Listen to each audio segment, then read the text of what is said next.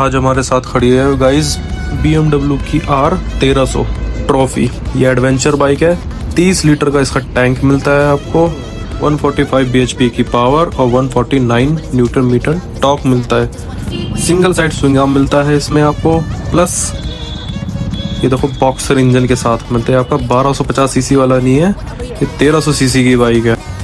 ये bike keyless आती है, प्लस काफ़ी ज़्यादा इसमें मोड्स मिल जाते हैं। और इसकी स्पेसिफिकेशन ज़्यादा जाननी है तो कमेंट करके बताओ।